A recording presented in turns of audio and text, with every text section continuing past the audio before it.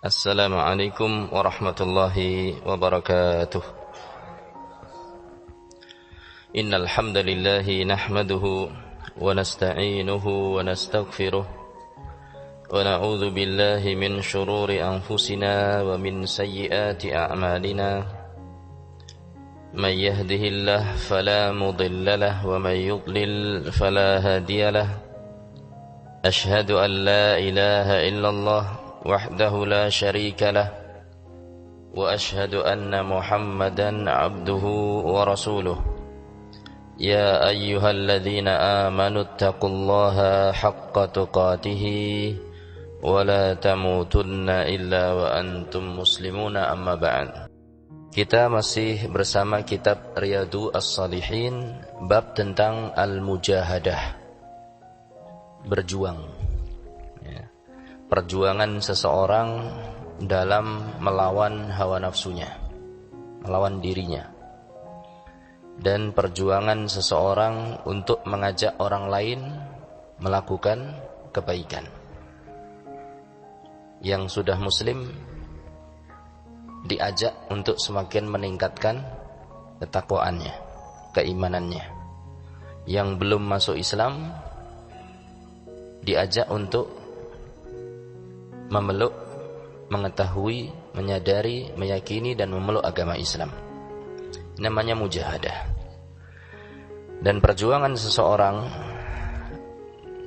terhadap jiwanya, terhadap dirinya adalah dengan menekan hawa nafsunya serta memaksanya untuk melaksanakan segala macam bentuk ketaatan kepada Allah Subhanahu wa ta'ala dan meninggalkan segala macam bentuk kemaksiatan kepada Allah Subhanahu wa ta'ala.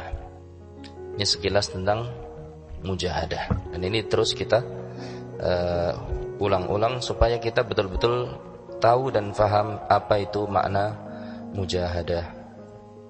Ya, mujahadah. Jadi supaya nanti kita tidak salah menafsirkan. Ternyata mujahadah itu adalah dengan ketaatan. Jalankan ketaatan, tinggalkan kemaksiatan. Itulah hakikat mujahadah. Ketaatan macam-macam. Ada ketaatan lisan, terus ketaatan dengan hati, juga ketaatan dengan anggota badan. Ini tiga ini ya, jangan dilupakan. Posisi ketaatan dan posisi kemaksiatan itu ada dalam tiga hal ini. Lisan, hati, anggota badan. Kalau lisan dipisahkan, karena lisan ini memang memiliki porsi besar dalam keimanan. Sebagaimana hati juga memiliki porsi yang besar dalam keimanan.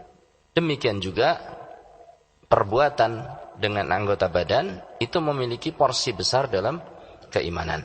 Sehingga para ulama mendefinisikan iman itu adalah apa? Al-qaulu bil lisan. Diucapkan, mengucapkan dengan lisan. Wal i'tiqadu bil qalbi, dan meyakini dengan hati. Wal amalu bil jawarih, dan mengamalkan dengan anggota tubuh. Oleh karena itu, bukti keimanan seseorang dalam bentuk ketaatan itu ada dalam tiga posisi ini tadi. Lisan, anggota tubuh, kemudian hati. Maka ketaatan itu pun ada dalam tiga hal ini. Ketaatan lisan, berarti kita bermujahadah dengan lisan. Kemudian ketaatan hati, berarti kita bermujahadah dengan hati atau terhadap hati kita. Kemudian yang ketiga adalah ketaatan anggota badan, berarti kita bermujahadah dengan anggota badan kita. Entah dengan melaksanakan ketaatan atau meninggalkan kemaksiatan. Kemaksiatan lisan, kemaksiatan hati, kemaksiatan anggota badan. Ini supaya kita paham. Makanya kalau terdengar, terdetik ya, dalam ucapan para dai, para khutbah, para khatib, marilah kita meningkatkan ketakwaan dengan menjalankan segala perintah. Oh berarti langsung O3. Perintah yang kaitannya dengan apa? lisan, perintah yang kaitannya dengan hati, perintah yang kaitannya dengan jawarih. Jadi jangan kita ini fokus pada jawarih saja, pada penampilan perbuatan saja, tapi ternyata hatinya murat-marit ke sana kemari. Ya, naudzubillah min dzalik. Sudah ngaji, masya Allah, sholatnya bagus, puasanya bagus, baca Qurannya bagus, tapi ternyata hatinya masih kurang bisa menerima takdir, kurang tawakal, kurang berharap kepada Allah Subhanahu wa ta'ala, sering suudzon dan yang lain-lain. Nah, ini berarti perlu diperbaiki, ya. Demikian juga sholatnya sudah bagus, sudah haji, sudah umroh, sedekahnya luar biasa, tapi sering ngerasani tanggane, ya, ngerasani bojone dhewe, ya, ngerasani bojone dhewe itu artinya menggibai, ya, menggibai istrinya sendiri, menggibai suaminya, menggibai anak-anaknya, menggibai tetangganya, menggibai guru ngajine. Nah itu, ya. Jadi harus kita perbaiki secara rinci tadi itu, lisan, hati, anggota tubuh. Baik, barakallahu fikum jami'an. Nah, kita akan mulai mempelajari hadis-hadis yang berkaitan dengan al-mujahadah, ya. Bagaimana upaya kita dalam berjuang melakukan ketaatan, memaksa jiwa untuk berjuang melakukan ketaatan dan meninggalkan segala macam bentuk kemaksiatan. Kata Al-Imam An-Nawawi rahimahullahu ta'ala, wal ayatu fil babi katsiratun ma'lumatun. Dan ayat-ayat yang berkaitan dengan mujahadah banyak sebagaimana telah diketahui. Wa ammal ahaditsu, adapun hadis-hadis yang berkaitan dengan al-mujahadah, fal awwalu, maka yang pertama, kata beliau rahimahullahu taala, an Abi Hurairah radhiyallahu taala anhu, dari sahabat yang mulia Abu Hurairah, mudah-mudahan Allah Subhanahu wa taala meridhai beliau. Qal, dia berkata, qala Rasulullah sallallahu alaihi wasallam, telah bersabda Rasulullah sallallahu alaihi wasallam, innallaha ta'ala qala, sesungguhnya Allah Subhanahu wa ta'ala berfirman. Ini hadis dan bukan Al-Quran, tapi Rasul sallallahu alaihi wasallam mengatakan sesungguhnya Allah berfirman. Padahal ini hadis dan bukan apa? Al-Quran.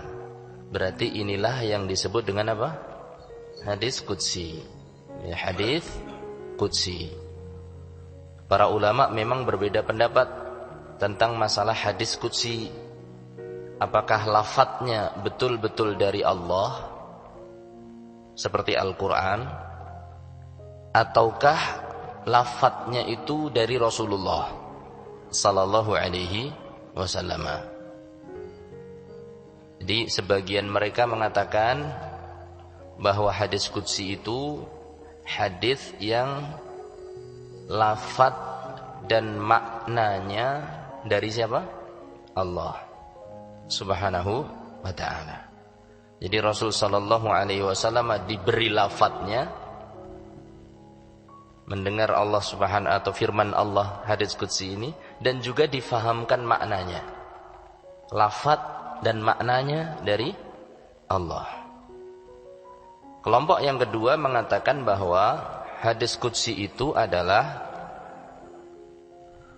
maknanya saja yang dari Allah, sementara lafadznya adalah siapa?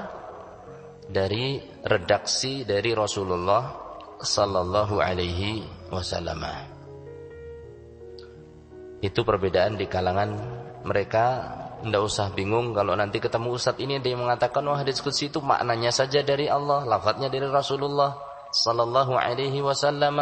Ada yang mengatakan enggak, lafadznya itu dari Allah, maknanya dari Allah, lafadznya juga dari Allah Subhanahu wa taala. Tidak usah bingung. Itu perbedaan di kalangan para ulama. Mana yang lebih kuat? Wallahu taala alam. Selama ini saya lebih cenderung kepada yang pertama. Lafadz dan maknanya dari Allah Subhanahu wa ta'ala. Jadi redaksinya ini adalah dari siapa? Allah Subhanahu wa ta'ala. Yang disampaikan kepada malaikat Jibril, Allah berfirman, didengar oleh malaikat Jibril, kemudian disampaikan kepada siapa? Rasulullah sallallahu alaihi wasallam. Terus apa bedanya dengan Al-Qur'an? Bedanya adalah dari sisi pahala ketika membacanya. Ya, pahala ketika membacanya. Bahwa kalau Al-Qur'an membaca satu huruf dapat satu kebaikan. Satu kebaikan dibalas dengan 10 kali lipat. Sementara membaca hadis qudsi ini tidak. Ini yang pertama. Yang kedua, Al-Qur'an dibaca di dalam sholat. Sementara hadis qudsi ini tidak boleh dibaca di dalam sholat. Setelah surat Al-Fatihah misalnya membaca ini. Ya, baca innallaha man ada li waliyan faqad adantuhu bil harbi. Ya. Tidak bisa menjadi pengganti ayat-ayat Al-Qur'an yang ada di dalam, yang sering kita baca di dalam sholat kita berasal dari Al-Qur'an. Jadi pahalanya beda ketika membaca, tidak dibalas setiap hurufnya. Yang kedua apa tadi? Tidak boleh dibaca di dalam sholat. Yang ketiga, ya, kedudukan dan kekuatannya atau kekuatan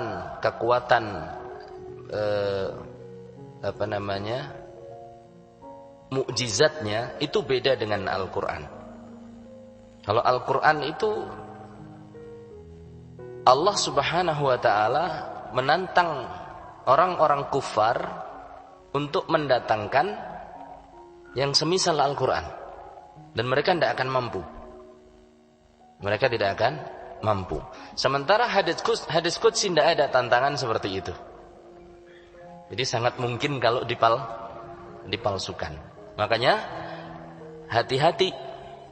Kalaupun ada orang yang mengatakan hadis qudsi itu riwayatnya sahih atau tidak, perlu dicek tetap. Makanya di sini kan riwayatnya adalah riwayat siapa? Bukhari. Berarti sudah tidak diragukan keabsahannya. Kalau suatu saat dengar hadis qudsi, orang menyebutkan hadis qudsi, sebentar. Itu hadis qudsi riwayatnya siapa? Kita harus perlu bertanya. Karena ini menisbatkan sesuatu kepada siapa? Suatu perkataan kepada Allah Subhanahu wa ta'ala.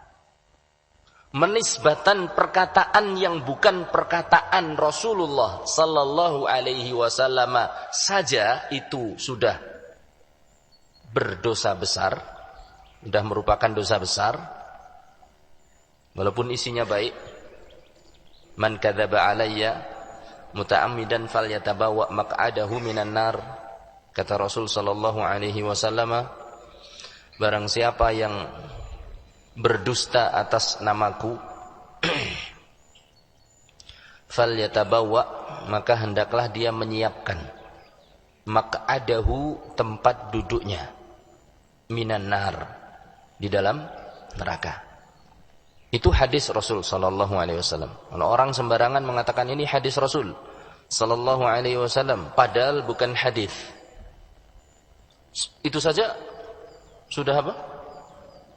Dosanya sudah besar sekali. Apalagi kalau sampai mengatakan ini adalah difirmankan oleh Allah misalnya. Ini hadis qudsi, ini kan. Karena hadis qudsi itu penisbatan langsung kepada siapa? Kepada Allah.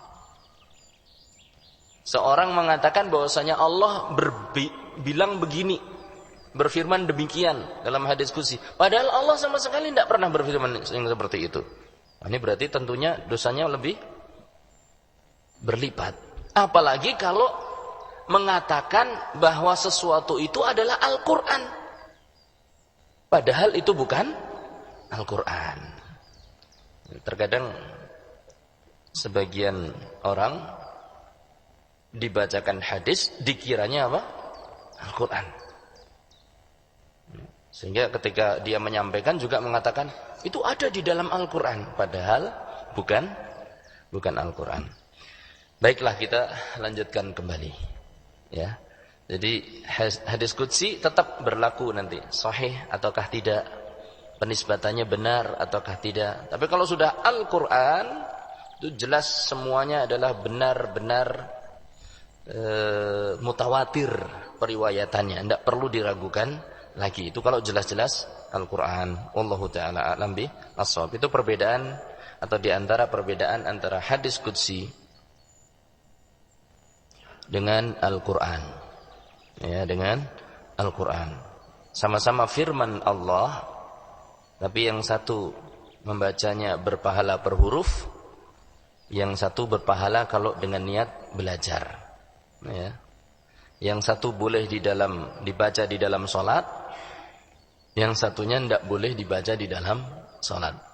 Yang satu Allah tantang orang-orang kufar untuk mendatangkan semisalnya, yang satunya Allah tidak perlakukan seperti itu. Ya, wallahu taala a'lam bis-shawab.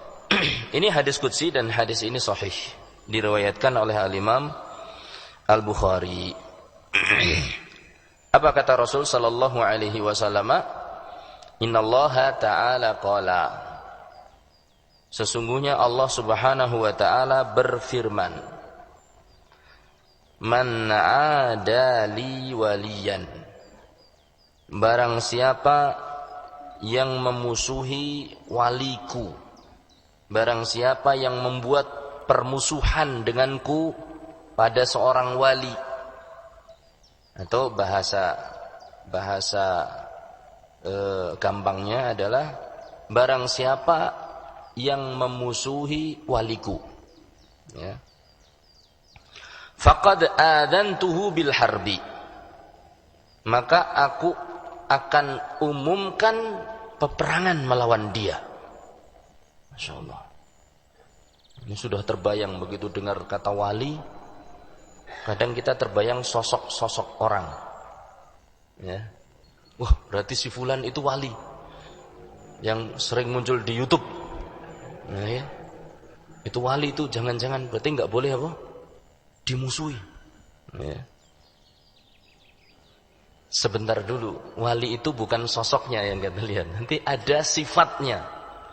Benarkah seorang itu wali Allah ataukah bukan? Itu ada tanda-tandanya. Apa Ustaz? Iso mabur? Bukan. Kalaupun bisa terbang itu karomah. Lain lagi. Kalaupun bisa jalan di atas air itu karomah. Sebagaimana pernah dialami oleh sebagian sahabat yang kuda perangnya itu berjalan di atas air. Kalau niku percaya. Gitu. Karena memang mereka memiliki sifat-sifat apa? Wali. Nanti insya Allah barangkali seorang dari kita ingin jadi wali, ada caranya. Tapi kita kadang terbayang sosok-sosok di YouTube, karena dunia sekarang itu dunia apa? Medsos. Betul ya, YouTube termasuk medsos. Termasuk dunia medsos. Ya, entah itu yang di-share di FB, entah di YouTube, entah di Instagram. Ini bukan promosi ya, hanya menyebutkan saja. Entah itu di Instagram, Telegram, pokoknya yang medsos-medsosan itu. Asal viral dipercaya. Jadi terkadang begitu menyebut wali langsung terbayang sosok itu. Nanti dulu. Ya. Innallaha ta'ala qala, sesungguhnya Allah Subhanahu wa taala berfirman, Man adali waliyan. Barang siapa yang membuat permusuhan denganku dengan cara memusuhi seorang wali, faqad adantuhu bil harbi, maka aku akan umumkan berperang melawan dia. Ya. Kemudian setelah itu Allah Subhanahu wa taala menyebutkan cara seseorang untuk jadi wali. Ini cara seseorang untuk menjadi wali. Apa kata Allah Subhanahu wa taala? Wa ma taqarraba ilayya 'abdi bi syai'in ahabba ilayya mimma aftaradtuhu alaihi. Dan tidaklah seorang hambaku mendekatkan diri kepadaku bisyai'in dengan sesuatu ahabba ilayya yang lebih aku sukai mimma aftaradtuhu alaih dibandingkan dengan sesuatu yang aku wajibkan atasnya. Jadi kalau ada hamba Allah pingin mendekatkan diri kepada Allah, pertanyaannya, dengan apa? Dengan perkara apa? Atau perkara apa yang paling dicintai oleh Allah untuk dilakukan hamba tadi? Jawabannya adalah perkara yang wajib. Ya.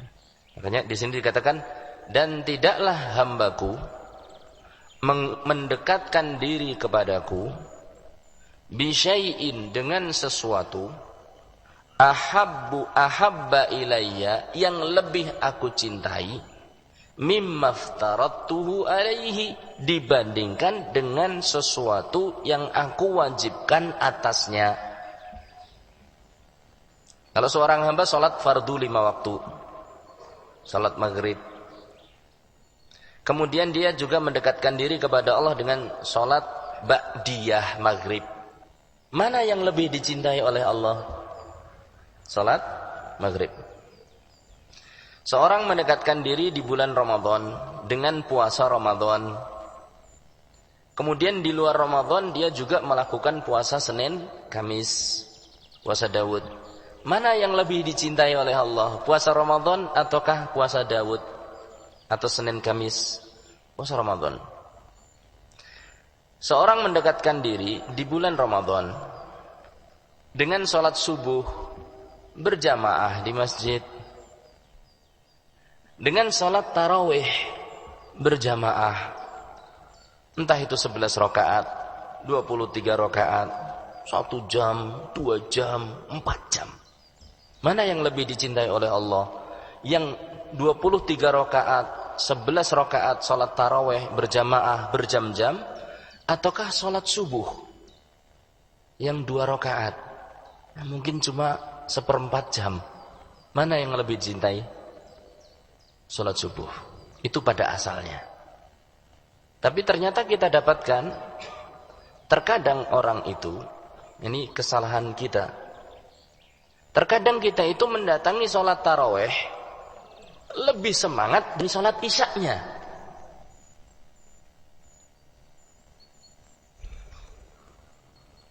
Kadang kita mendatangi taraweh lebih semangat daripada mendatangi sholat maghrib. Kadang kita mendatangi buka puasa bersama, bersamanya loh, bukan buka puasanya ya. Kalau buka puasa itu termasuk bagian dari adab atau tuntunan syariat puasa.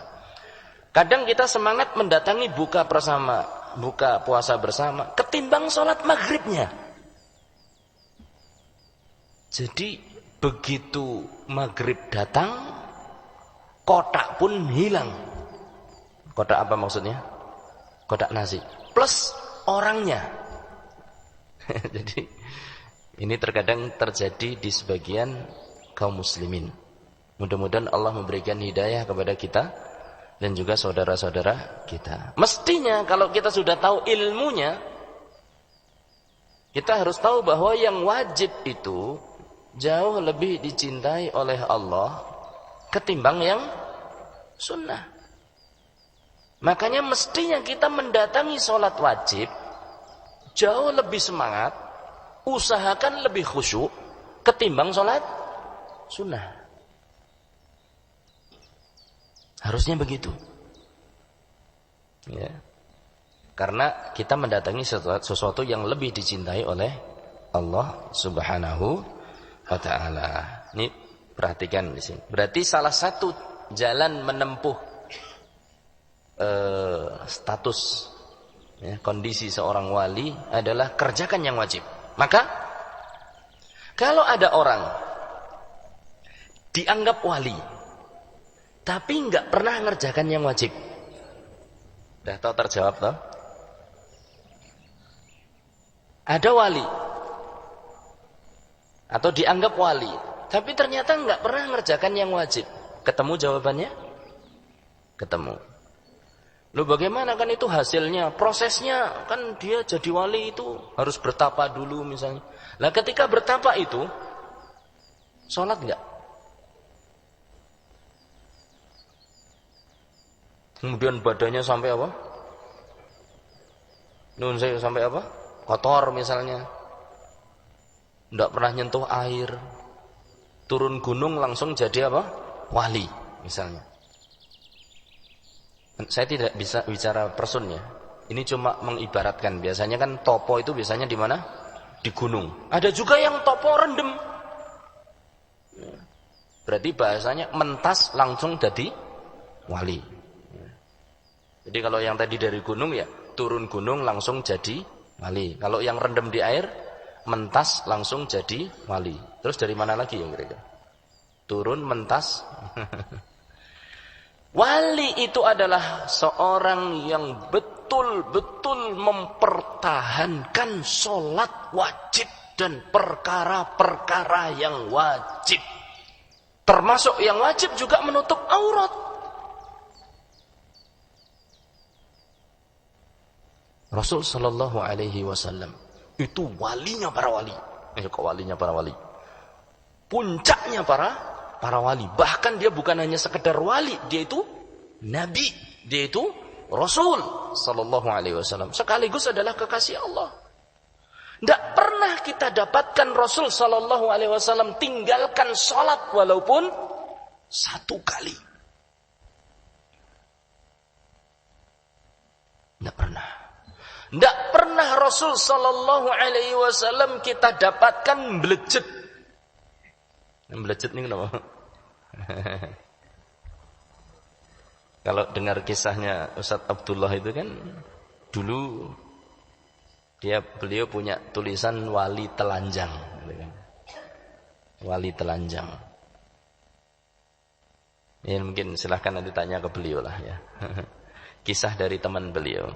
Baik. Jadi itulah kalau kita ingin lihat sosok wali, lihatlah siapa? Rasulullah Sallallahu Alaihi Wasallam. Yang ketika sholatnya tertunda-tunda, marahnya bukan kepalang. Pada peristiwa perang Khaybar kalau nggak salah, perang Khandaq. Beliau kalau tidak salah ya, tidak sholat duhur, asar, kemudian dikerjakan di waktu apa? Maghrib atau isya. 3 sholat mundur. Gara-gara serangan saat itu betul-betul dahsyat.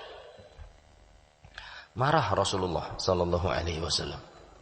Dan tidak ada sahabat yang mengatakan, wih Rasulullah Sallallahu Alaihi Wasallam wali ini sudah meninggalkan apa? Sholat. Tidak. Meninggalkan sholat karena terdesak. Kemudian beliau pun menjamaknya. Makanya kalau ada wali kok nggak sholat, yang lain sholat malah metengklis, cengar, cengir, ya, kelepas, kelepus, ya kan? Ketahuilah itu bukan wali. Loh Ustaz, kan siapa tahu itu, ya mungkin sebelum jadi seperti itu beliau wali, kekasih Allah, mungkin saja. Dia mungkin masih rajin sholat, mungkin dia rajin ngaji, tapi Allah tentukan dia kena sakit. Sakit apa? Hilang ingatan. Mungkin atau enggak? Mungkin kan? Berarti sikap kita bukan mewali-walikan dia. Sikap kita gimana? Diobati. Bukan kok malah didabiang-dabiang. Saya sekali lagi tidak bicara person. Sama sekali enggak. Sama sekali tidak ingin saya bicara itu. Tapi sikap kita yang benar. Lihat orang seperti itu ya coba dirawat. Barangkali nanti bisa sembuh jadi wali lagi. Orang yang baik. Orang yang bisa sholat fardu. Orang yang bisa baca Quran lagi. Karena kalau kaedahnya orang yang gak sadar seperti itu jadi wali, Jangan-jangan desa saya dulu ada wali itu. Di desa saya dulu ada 2, saya sering ceritain. Ada 2, yang satu laki-laki, satu perempuan. Dua-duanya ini pintar ngaji. Yang satu laki-laki cekelane kitab kuning. Sholat, tapi mangsane mungkin sudah meninggal. Dulu katanya orang baik beliau, rahimahullah ta'ala. Mudah-mudahan Allah merahmati beliau, mengampuni dosa-dosanya. Seorang guru. Ya. Kemudian nggak tahu apa yang terjadi, tertimpa seperti itu. Kalau sudah masanya nun sewu ya, kumat, itu membawa arit kemana-mana. Tapi kalau masanya kumatnya bagus, itu membawa kitab gundul. Iya sholat. Ya sholatnya ya, dibilang genep ya genep, enggak juga enggak. Mungkin kalau zaman viral sekarang ini dia sudah viral jadi wali. Wali dari Perembun. Oh, saya ketemu itu. Ya. Yang satu perempuan. Itu Masya Allah kalau ngaji gali. Pak Syuhada kalah. Ya. Malam hari ngaji, dekat rumah orang, dekat ngaji. Cuma satu kekurangannya, nggak sadar. Sehingga terkadang dia ngaji dalam kondisi nggak pakai pakaian sama sekali, alias telanjang. Bisa ngaji Quran gali-gali. Mungkin kalau di zaman sekarang bisa-bisa dikatakan apa? Itu wali. Ya. Ketahuilah, wali adalah orang yang dikasihi oleh Allah dengan cara salah satunya tetap konsisten dalam menjalankan perkara-perkara yang wajib. Kalau sampai orang kok kemudian ketinggalan sampai meninggalkan sesuatu yang wajib, berarti saat itu ada kekurangan. Bukan lagi sebagai wali atau istilah wali jadzab yang ditarik oleh Allah kesadarannya masuk ke dalam ruang lingkup kecintaan kepada Allah. Jadi zahirnya itu tidak melakukan apa-apa, tapi batinnya sedang bercintaan dengan siapa? Allah Subhanahu wa ta'ala. Ini tidak ada istilah, kalau dalam seperti ini tidak ada istilah yang seperti itu. Wali adalah yang tetap sholat 5 waktu, puasa, menutup aurat. Okay. Demikian yang bisa kita pelajari pada kesempatan kali ini. Perlu kita tekankan hal ini karena zaman sekarang adalah zaman viral. Ya. Kita harus hati-hati dalam mensikapi segala sesuatu. Sekali lagi saya tidak bicara person, tapi saya bicara kaidah. Wallahu taala a'lam bishawab. Wa sallallahu ala nabiyyina Muhammad walhamdulillahi rabbil alamin. Mudah-mudahan Allah Subhanahu wa taala berkenan menjadikan kita para kekasihnya, para walinya. Allahumma amin.